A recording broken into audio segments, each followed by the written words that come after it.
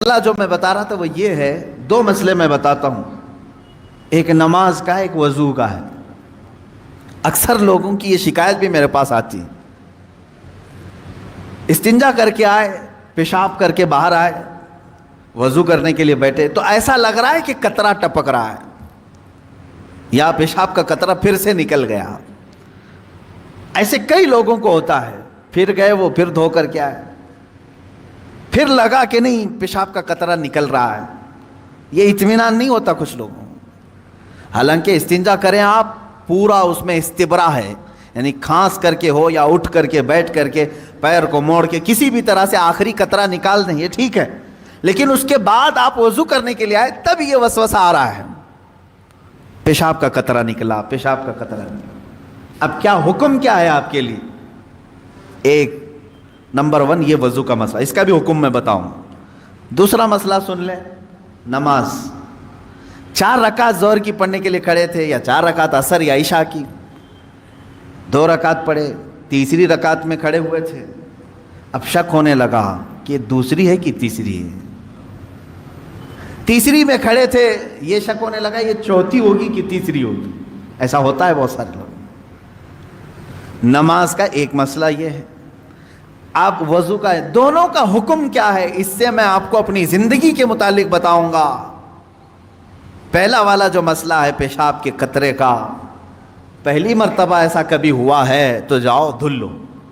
ایک بار ایسا ہوا کہ پیشاب کا قطرہ ٹپکا ہے یا لگ رہا ہے، جاؤ دھل کے آ جاؤ۔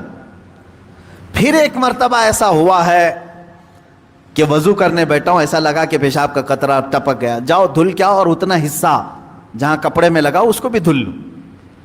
تیسری مرتبہ بھی ایسا ہوا ہے، دھل لو۔ اب اس کے بعد شریعت کہتی ہے اب نہیں جانا، اس کے بعد اب وضو کے لیے اگر بیٹھو گے تمہیں لگ رہا ہے کہ پیشاب کے قطرے ٹپک رہے ہیں، ٹپکنے دو، تم پانی لے لو ایک چلو میں اور اس جگہ پر چھڑک دو، پانی وہاں پر اس کپڑے کے اوپر چھڑک دو۔ کیوں؟ اس لیے کہ کہا گیا ہے کہ بعد میں اگر تمہیں وسوسہ بھی آنے لگے تو یوں سمجھ لو یہ پیشاب کا قطرہ نہیں بلکہ میرا چھڑکا ہوا پانی ہے، میرا چھڑکا ہوا پانی۔ اچھا ایسا کیوں کرایا گیا؟ شک تو ہو رہا ہے۔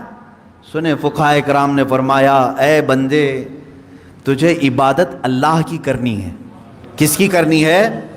اللہ کو راضی کرنا ہے، اور یہ جو وسوسے آ رہے ہیں تجھے یہ شیطان کے ہیں۔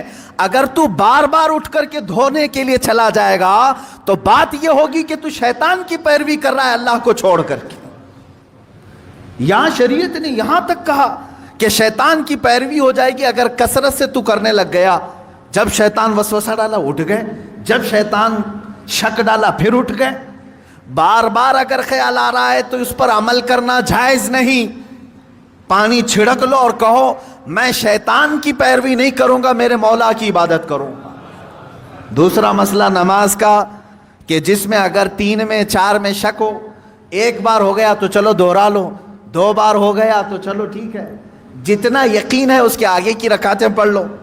اب اگر بار بار ایسا شک ہوتا ہے تو فرمایا گیا اپنی نماز ویسی ہی کمپلیٹ کرو، اس لیے کہ یہ شیطان تمہیں وسوسے ڈال رہا ہے۔ اگر تم اس کے وسوسوں کی طرف جاؤ گے تو یہاں ہوگا یہ کہ تم شیطان کی پیروی میں لگ گئے۔ حقیقت میں نماز تو رحمان کی عبادت ہے۔ آپ سمجھ رہے ہیں؟